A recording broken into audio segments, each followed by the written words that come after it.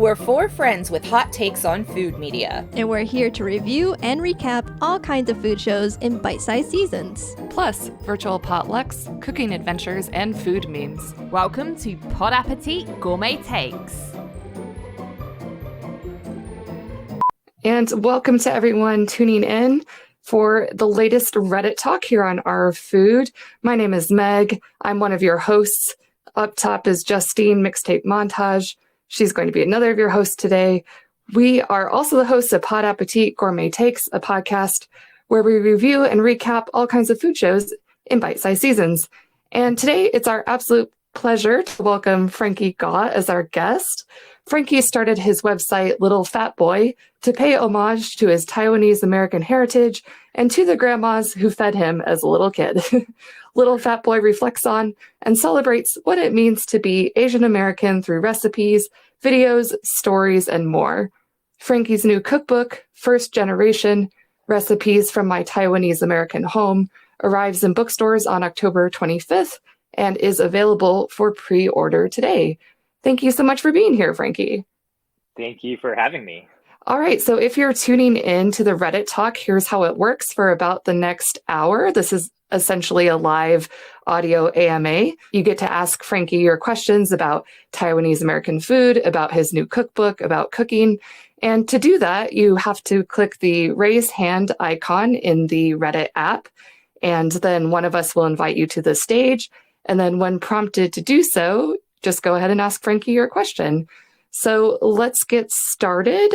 Justine, I'm going to toss to you to ask Frankie a question while we wait for our audience members to come to the stage. Yay, thank you, Meg. Welcome, Frankie. Thanks. Okay, my question is, you've talked about exploring your identity as a first-generation Taiwanese American, making everything from recipes passed down through your family to dishes that would, quote, make your ancestors pass out. Can you tell us a little more about your food journey? Yeah, totally. So,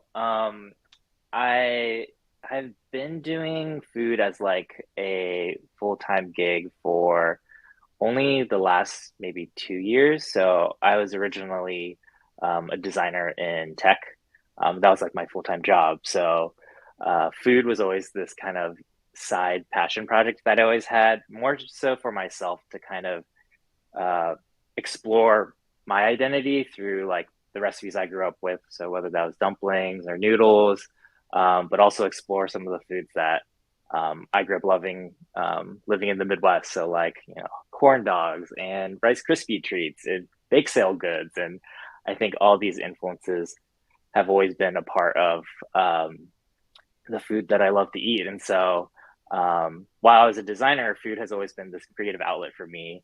And I've always been into photography as well. So I kind of combined the two and started to take photos of the food I was making. And it was more so just to share with friends. And as it started to grow on the internet a little bit, people started asking for recipes. They're like, oh, like, how did you make this thing? And so naturally I started a blog so I could share all the food that I was making and how to make it. And then from there, everything started to just grow.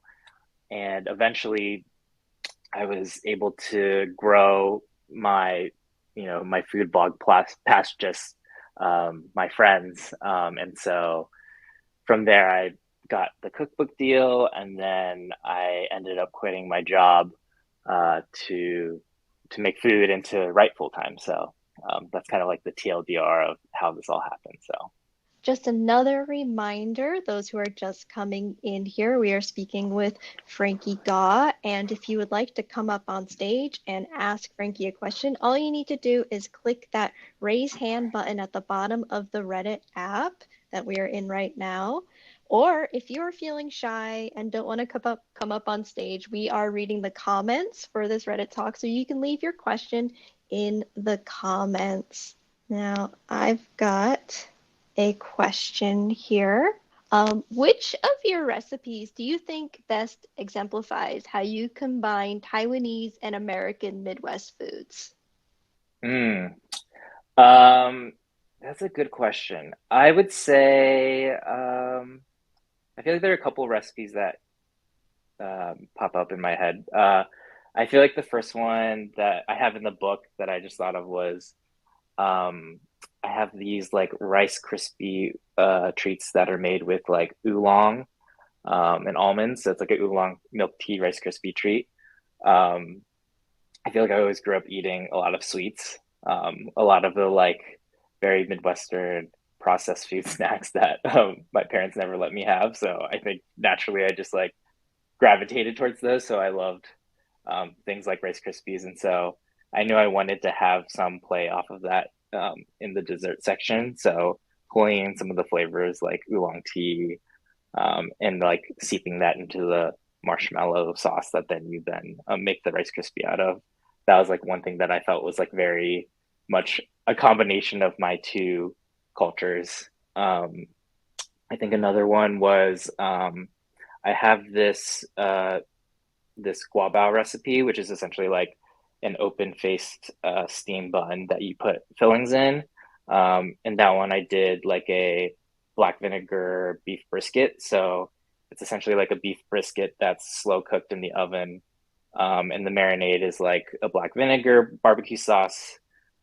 So it kind of is a tribute to um, more so not the Midwest, but to like barbecue in the South and specifically Memphis, where my grandma grew up, or not grew up, but where my grandma lived and immigrated to. And so I grew up around a lot of barbecue, like on the holidays. And so to me, I was like, oh, that'd be like a great tribute to kind of call back to those times where I'd be eating steamed buns, but then also have like a rack of ribs and like slices of beef brisket on the table, all at the same time. So, yeah, those are kind of the two dishes that kind of come in my head. You had me at Rice Krispie treat. Yeah. Sounds amazing. Thank you. All right, I'm going to head to the comment section. Squant On asks, what is the craziest dumpling combo you have ever tried? Oh, I think I tried to do, I haven't done anything too crazy. I would say I'm like, I definitely try like mixing lots of different ingredients all at the same time. Like I feel like I've done Italian like spaghetti and meatballs once in a dumpling. Like it obviously didn't work that well because it was just like a carb outer shell, but then you have like noodles and spaghetti on the inside, and that just did not work out whatsoever. And I don't know why I thought it would work.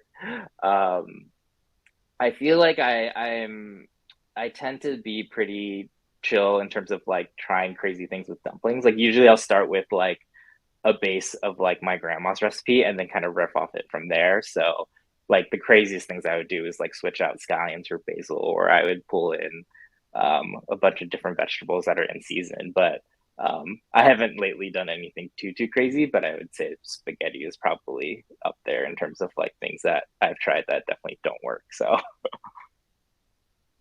Wow, that sounds yeah. great.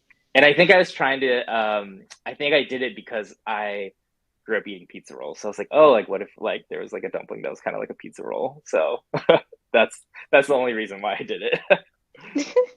Nice. I'm going to move on to a question from the comments section. This is from Naral Ghost. What is your favorite recipe from the cookbook that you can tease? Oh, favorite recipe that I can tease.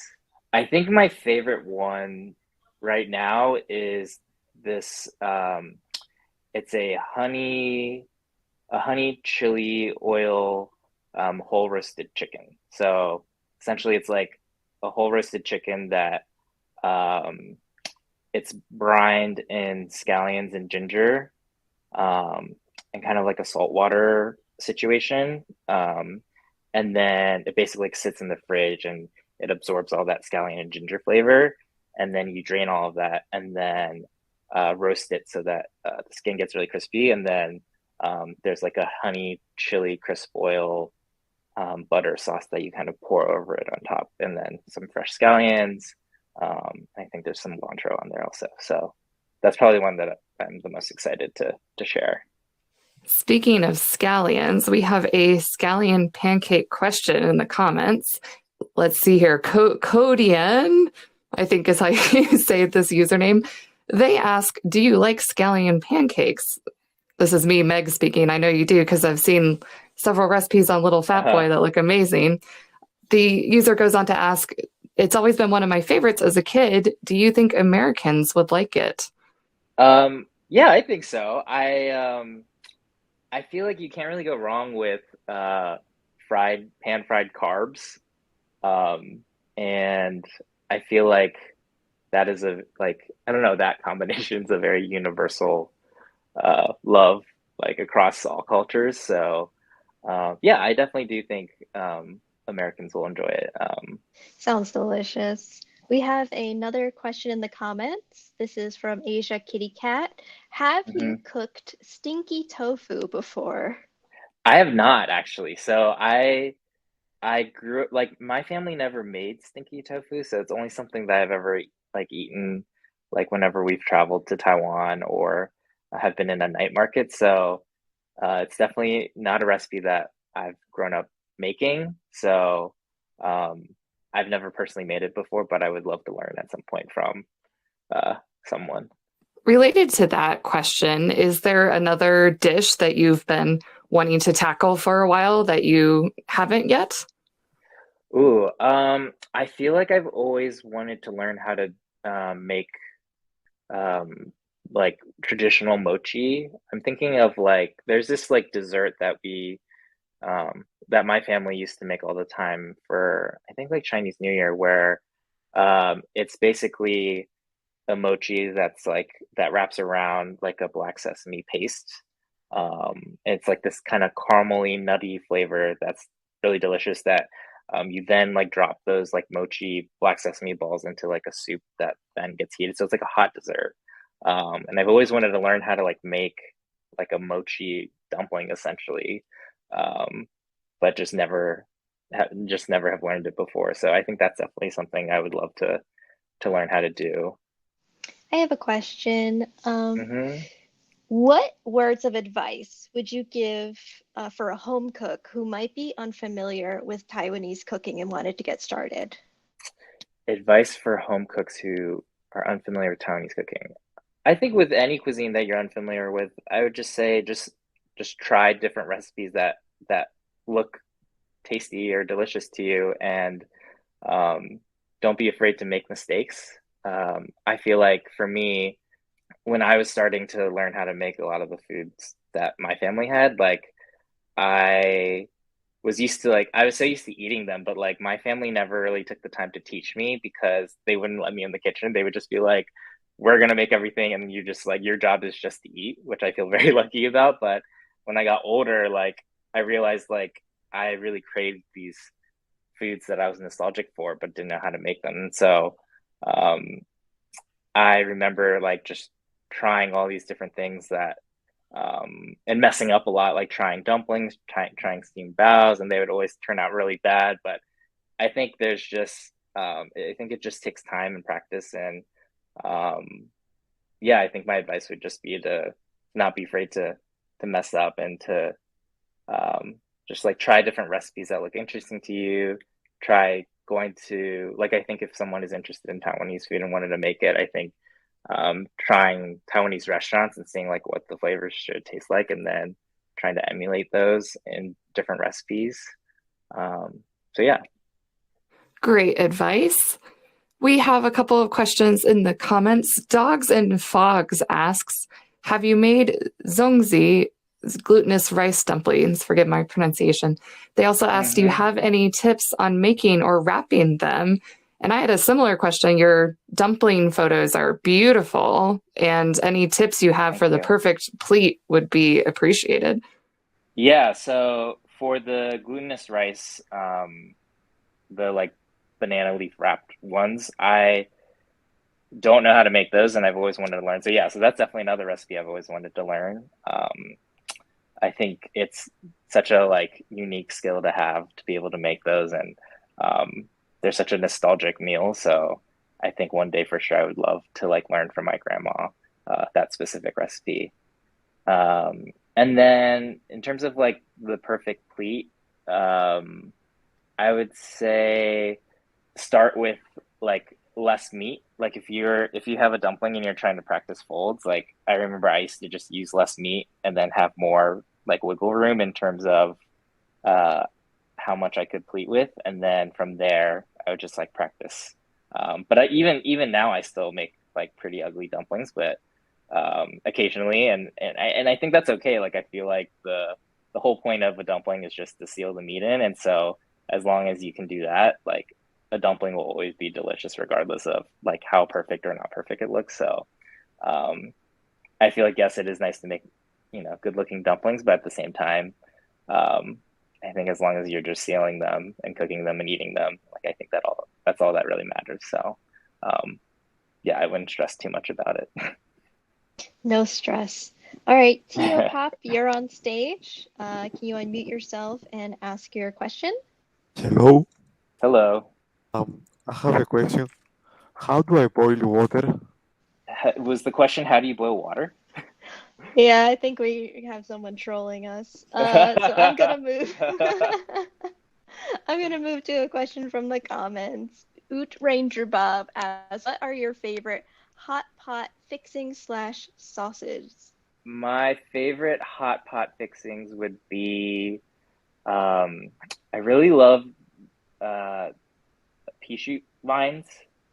I'm not sure if they're a typical hot pot ingredient, but my family has always had them like on the table. So I think pea shoot vines, and there's also a green called, I think they're called chrysanthemum greens. They kind of look like ferns, um, but those are also really good, just like blanched in the broth.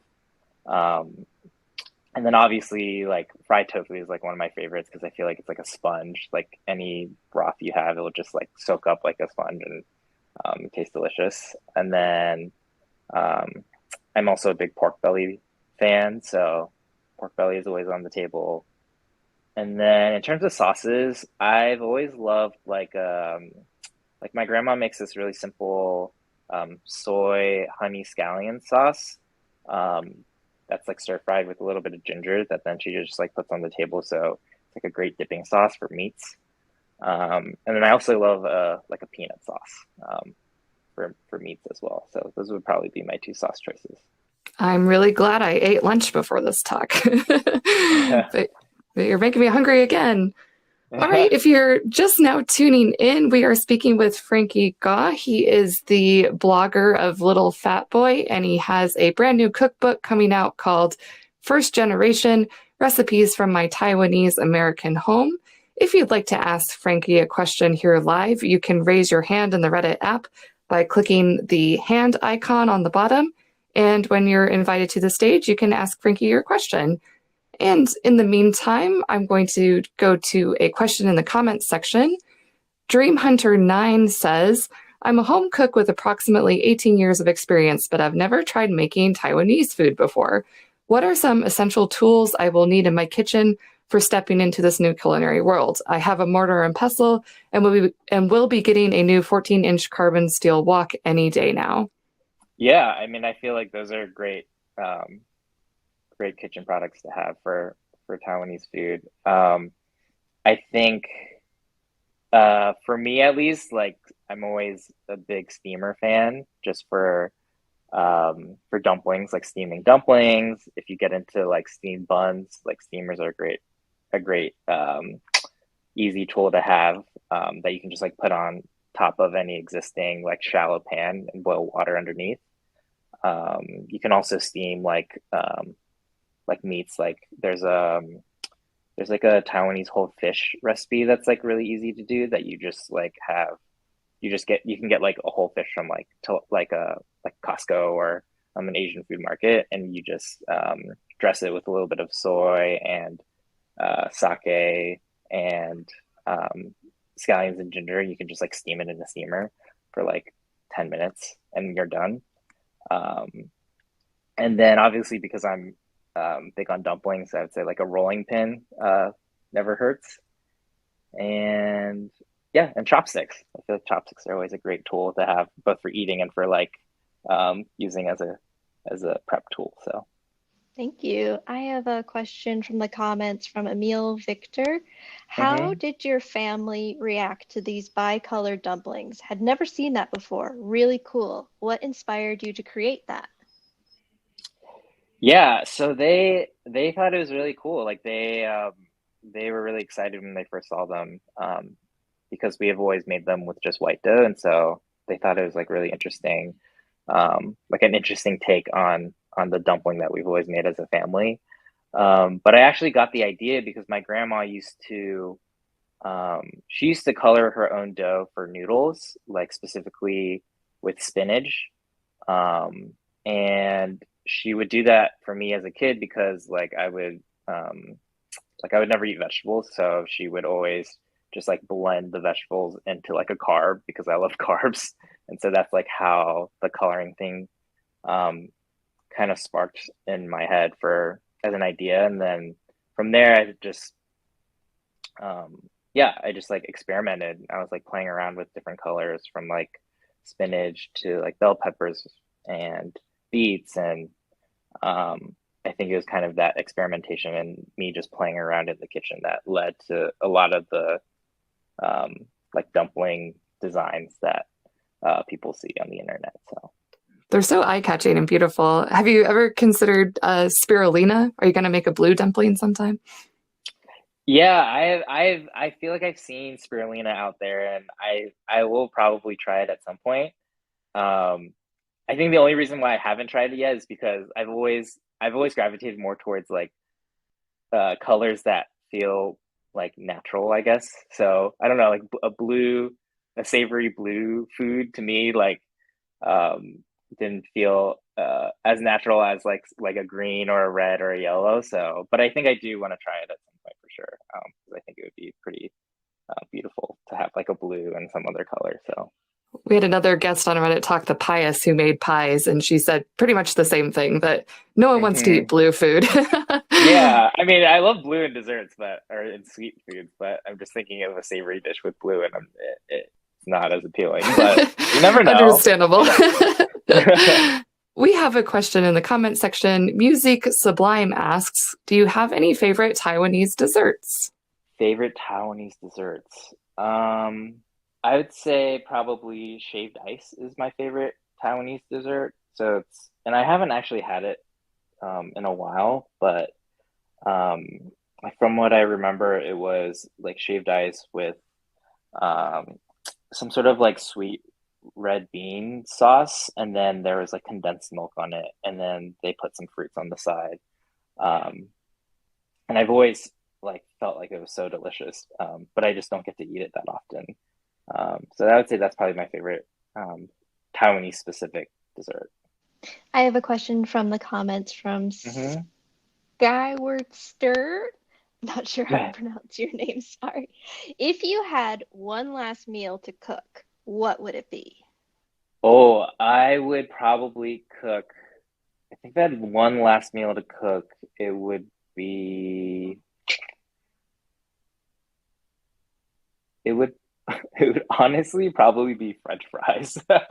I know it's not like a dumpling or a steamed bun, um, but I think in terms of like if I could eat one last thing, I've just always loved French fries since I was a kid. I like grew up on McDonald's, and so um, I feel like it'd be like a low maintenance, high reward type of food. Like I was thinking it would probably be dumplings, but dumplings are so labor intensive sometimes, um, and I'm thinking if I was having my last meal, there'd probably be really dire circumstances as to why it's the last meal, and so I would want something that's easy to make but still very satisfying. And so I think it would either be me deep frying French fries or me going through a McDonald's drive-through and getting a large French fry and then eating it, and that would be my last meal. So French fries, always a good choice. yeah. All right, we are getting some questions in the comments section, but hmm if you're feeling shy, I would encourage everyone to ask your questions live. We want to talk to you. Frankie wants to talk to you. You can ask your question by raising the hand in the app. But in the meantime, I have a question from Kolatala Milanese, and they say, I'm Italian. Did you ever try some Italian Taiwanese fusion recipe? And I know you already talked about your spaghetti dumplings, but I thought maybe we could spin this into any other fusion recipes, maybe Taiwanese and another country that's not American or Italian. Are you considering any recipes like that? Yeah, I mean, in the book there is a like a Taiwanese Italian American-ish recipe. It's basically like a play on the dish in Chinese is called miangao, which is like stir-fried rice cake. And the traditional dish is like it's essentially rice cake stir-fried with like some sort of soy sauce base, and then there's like bok choy and mushrooms. And I grew up eating that and loving rice cakes because of it. And rice cakes are like these, they're almost like mochi consistency. They're like slices of, essentially like, yeah, like slices of rice cake that are chewy and have this nice texture.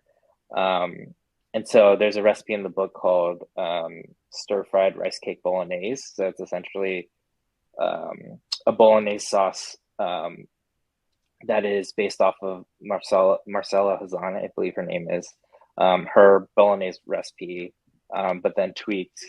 And then from there, I have rice cake stir fried into the sauce. So yeah, it's kind of like this weird fusion. And there's like scallions in it and basil. And the bolognese itself is like a traditional bolognese sauce, but it uses like a rice wine to kind of like cook down the sauce as well. So it's definitely like a mix of the two. Well, I did not eat lunch before this talk, so I am starving now. All right, I have a question from the comments from Poetic Zen. Is Taiwanese food very peanut forward? Not allergic to peanuts, just asking. It's not super peanut forward. There are some dishes with peanut. Like I know there's some like steam buns, like guabao, for example, like the traditional one, which is like again the open faced steam bun with like the filling that typically has like pork belly and like mustard greens, and then there's like a bunch of crushed peanut like sprinkled on top. And then there's some I think dishes that have like a peanut based sauce, but I would say it's probably not like it's not like a main sauce that is used in Taiwanese cuisine, but it definitely does exist in various forms. We have another comment another questions in the comment section. Codeine asks, what are must-have ingredients for good taste? For example, I know garlic is a classic must-have. And I think maybe an additional question to that might be, are there any must-have ingredients for Taiwanese cooking? You already talked a little bit about tools to have on hand, but maybe some ingredients as well?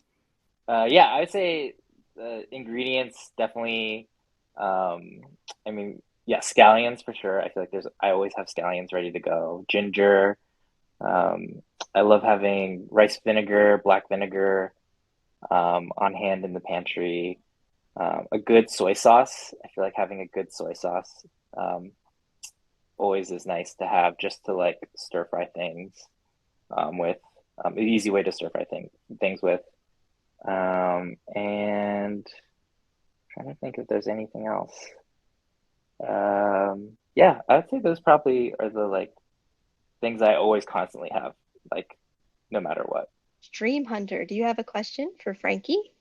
Yeah, so I'm making pizza dough and I've been letting it cold ferment since Monday. Have you ever tried doing like dumpling dough or noodle dough where you cold ferment the dough for noodles or dumplings? So can you repeat the question? Whether you could ferment the dough? Was that what you were Yeah, asking? like could you ferment the dough and have you ever fermented the dough? I'm trying to think, have I ever fermented the dough? I've never fermented the dough, like dumpling dough. I have fermented the steamed dough, like whether that's using like a sourdough starter or using yeast to proof it. and that has worked pretty well. But I've never fermented just like straight up dumpling dough, and I've never used like pizza dough before. But I think that could be really interesting to try for sure. Awesome. Thank you for your question. Dentist Ahmad, if you could please unmute yourself and ask Frankie your question. Hello, I'm late to the Hi. conversation, and my English is not perfect. That's okay. Did you have a question about cooking or Taiwanese food? What is the most readily available dish worldwide? Anyone at any place can eat it, but it is from Taiwanese origin.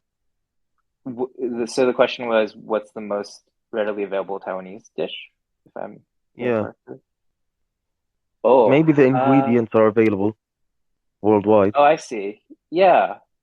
I mean, I definitely say like a classic pork dumpling. I feel like you could easily make with like ingredients from like your standard grocery store.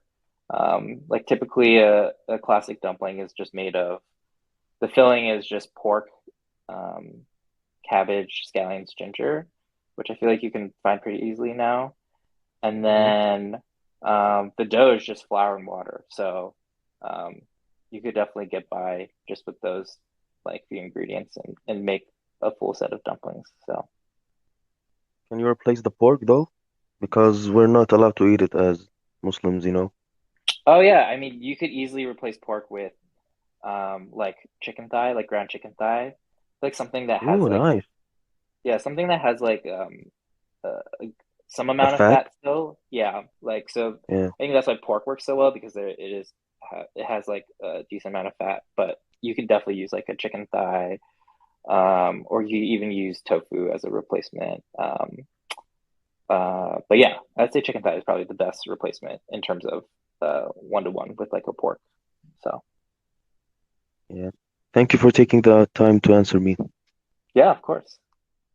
All right, Dream SMP MP3, do you have a question for Frankie? Hi. Um, what is your favorite Taiwanese dish? And you know, the is something that you can eat every day, and never get tired of. Yeah, I think something I could eat every day that I would never get tired of is um, I love Taiwanese breakfast. So uh, I feel like I could literally eat that every day. So that's like there's like a bunch of little dishes that consist of Taiwanese breakfast. There's like soy milk, like having just like a nice glass of sweet soy milk, and then um, there are these like rice balls that have fillings in them. They're called fantuan, and they have like a fried dough kriller, and then um, there's like dehydrated pork, almost it's like shredded jerky almost, and then there's like some like mustard greens, I believe, and it's like wrapped up in this like plastic bag, and you just like eat it almost like a burrito. And then there's also like scallion pancakes with like a scrambled egg on it, and there's also like I'm trying to think what else. There's also like these like almost they're called like dumpling, which is like a egg crepe almost that you can eat like with these dishes. And so usually like you can go and get all of these dishes at once and just eat them for breakfast. And so I feel like I could eat that probably every single day and be happy. So Mm-hmm. That sounds good. thanks. Thanks for your question. Let's move on to Dead Comedy. Go ahead and unmute yourself and ask Frankie. Are there any vegan fish alternatives like to some like Taiwanese food with fish? I don't know if I've ever encountered a good like vegan fish alternative that I'm aware of. Um, yeah, I feel like there are a lot of those like beef alternatives and chicken alternatives, but I don't think I've ever seen fish, unfortunately. But yeah, I can't think of any. Oh, all right, that's fine. I was just looking around because I wanted to cook me some like dishes for tonight. Yeah.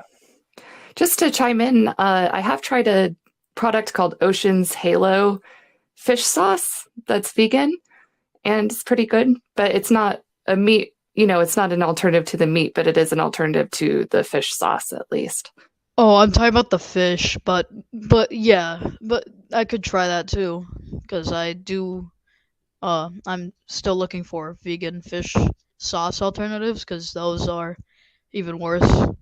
Just to chime in, you could always use something like a soft tofu and marinate it in that to try and draw those flavors in. Oh yeah, good point. I should try that. It's just sometimes it depends on what you marinate it with, or else it'll just taste a little off, in my opinion. Yeah, I've also steamed tempeh, sautéed it, and then grilled it, and it's come out very flaky if you were going for that sort of mouthfeel. Oh, I don't like flaky food. It gets really, bothersome. Okay, well, thank you for your question. I'm going to move on to a question from the comments from Shower Thinker. What do you consider the best spices that you could recommend, or even like what spices do you like to use? Ooh, spices. I feel like I definitely use a lot of ginger. Ginger is definitely something that's, whether it's like fresh or dried, that's something I use a lot. What else? I feel like I use more like fresh herbs than I do like dried seasonings. So I feel like I use a lot of scallion, obviously. I love using shiso, like Japanese shiso. What else? What else do I use? I feel like I love playing around with sumac. I know a lot of these aren't Taiwanese, but I think I love just like mixing and matching like a lot of like Taiwanese flavors with like different seasonings. So yeah, so like sumac is also a great one for like tartness. We also use a lot of ancho chili powder, surprisingly, for like to add like smokiness to some of our like savory dishes. And what else do we use?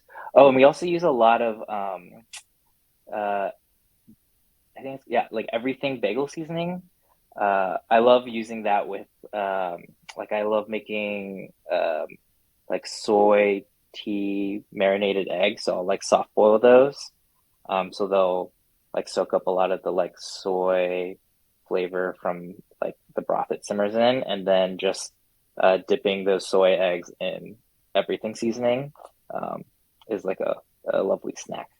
So yeah, so those are some of the different seasonings I use in the kitchen. So. All right, if you're just now tuning in, we are speaking with Frankie Gaw. He is the brains behind the food blog Little Fat Boy, and he also is the author of the new cookbook coming out, First Generation Recipes from My Taiwanese American Home. If you would like to ask Frankie a question here live, you can do so by raising your hand in the Reddit app by clicking the raised hand icon at the bottom of the screen, and then you can come up on stage and ask your question. Dogs and Fogs in the comment section says, what's one simple recipe that everyone should know that they can whip out to impress people?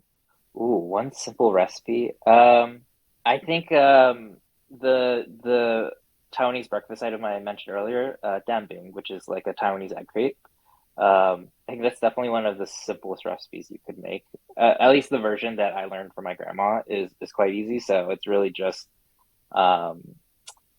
egg, flour, and water, and salt, and you just you mix all those ingredients together, and then on a hot pan with oil, you just like pour it in like a crepe and spread it around, and then you just cook both sides, and the whole thing is done within like 5 minutes, and it's super tasty, and it's also like a great vehicle for like filling. So if you wanted to like add things to it, it's like really easy to just like make into like this really nice savory dish with whatever's in your fridge. So I'd say yeah, like a Taiwanese egg crepe is, I would say, pretty impressive without much effort.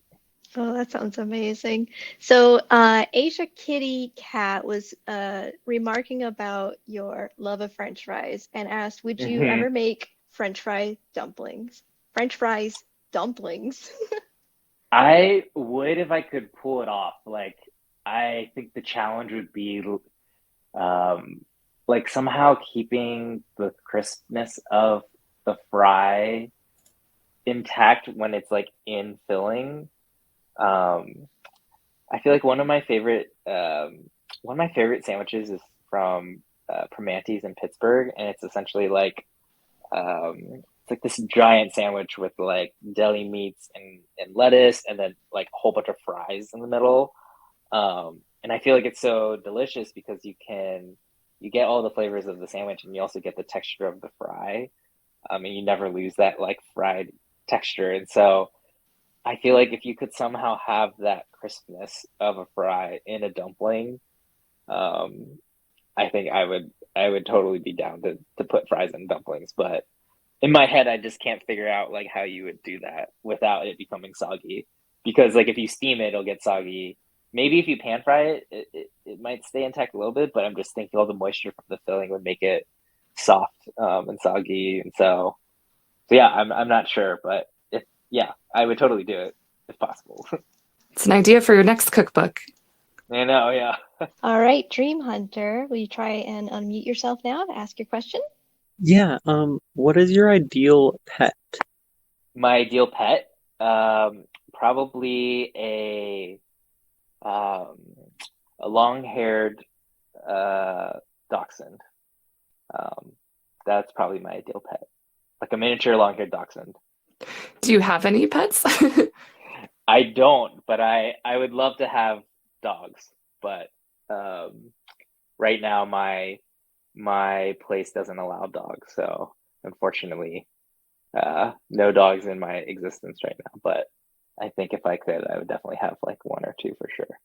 But yeah, very much a dog person.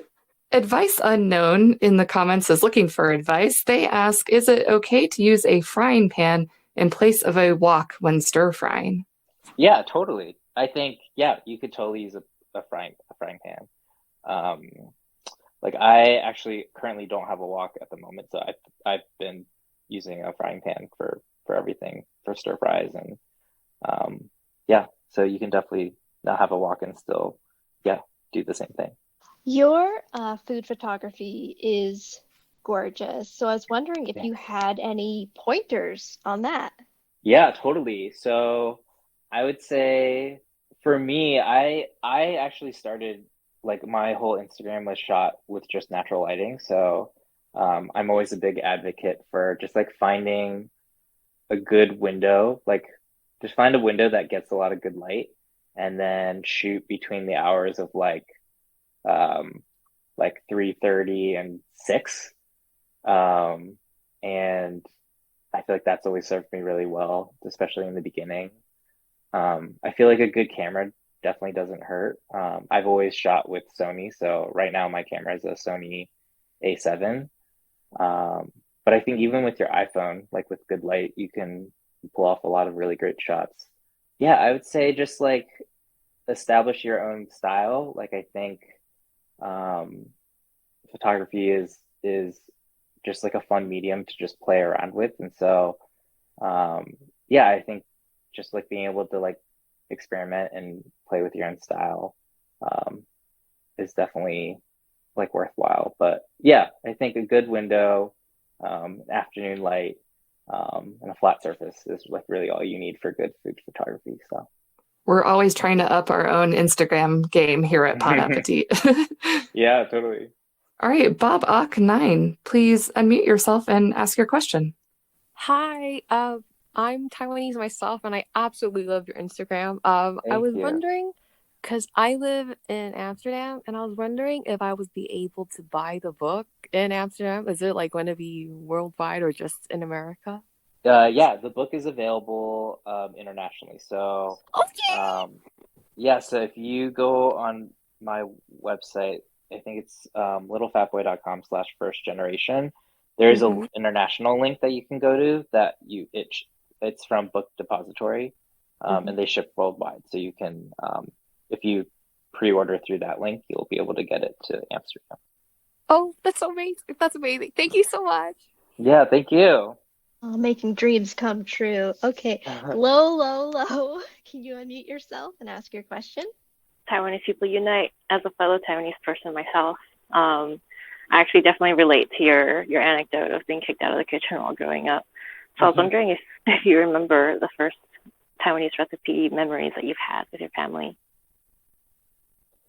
Yeah, I mean, I think my first memories are definitely like having my family like surrounding a kitchen island and all just doing various stages of making dumplings. And I think that's why I love dumplings so much, is because it's such a nostalgic recipe for me. It's something um, as an activity I've been doing since I was a kid, as early as I can remember. And so, um, yeah, I just have so many good memories of my family getting together on the holidays, like crammed in a tiny kitchen. We're all just like standing around a kitchen island, and one person will be making filling, and one person will be like kneading out dough, and another person is like cutting the dough into like little pieces to then be folded out into wrappers, and then all the kids are just like folding them and making like weird shapes, and then cooking them. And so I think making dumplings for sure is like the number one kind of nostalgic recipe for me. That's awesome. Thank you. And if I'm allowed a follow up, could I ask what your last name is? My last name, it's on my username, so it's GAW. Or what it means, like the character. Oh, what does it mean? I actually don't know what it means, to be honest. I know how to write it, but I don't know like the exact meaning, so I'll have to ask my mom. Definitely. Thank you. So you just shared some early childhood memories, and as you said that you more often were kicked out of the kitchen instead of helping with cooking. So as an adult, are you mostly self-taught, or what led you to now being a cookbook author? Yeah, I mean, I am mostly self-taught in the sense that, like, I've never gotten any sort of like formal training. Like, I still consider myself a home chef. Like, I am not a professional by any means. Like, there's still a lot of things I don't know. I think food has always just been this way for me to learn and be curious. And so my intention was never to be a sort of expert, and I don't consider myself an expert by any means. But I mean, I started like learning a lot of these recipes because I like when I was in my like late 20s and just like living on my own, I think I was craving a lot of the foods that I grew up with, but I just like realized I didn't know how to make it. And my family is small, so I don't have that many cousins, and most of my cousins don't like they don't have a big interest in cooking. And so I kind of had this like existential crisis where I was like, oh my God, like if no one else in my family learns how to make these dishes, like they're just gonna be lost with like my grandma or my parents. Like that generation will be like the last generation to know how to make like this food. And so I kind of had like a mini freak out, and I was like, I need to learn these things before it's too late. And so I started actively like flying to my grandma's house and to my aunt's house, and trying to learn like all these dishes that were nostalgic to me. And so that was kind of the start of this whole journey, was like me just kind of realizing like, oh my God, like if I don't learn these things, then it's kind of just going to be lost. And so it was like this big moment for me to kind of just learn as much as I could. And then in learning those dishes, it kind of sparked my interest fully in cooking, and kind of then taking those recipes and making them my own, and using those recipes as a way to explore my own identity as like a Taiwanese American. So Wow, I love that answer. thanks. I have a question from our friend Raven Elephant in the comments. American grocery stores often don't have Taiwanese/Chinese/Asian ingredients. Do you think some Asian ingredients like pork belly and thinly sliced beef can be replaced with ingredients easily found in American grocery stores?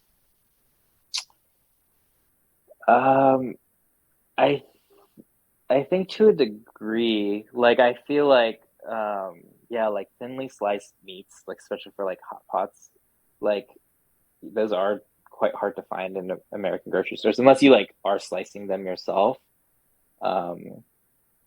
And then in terms of pork belly, I think pork belly you can definitely get, and then you just have to slice it yourself as well. But I think it just really depends. Like I think there's some ingredients that you can substitute. Like I know black vinegar you could potentially substitute with like Worcestershire sauce, but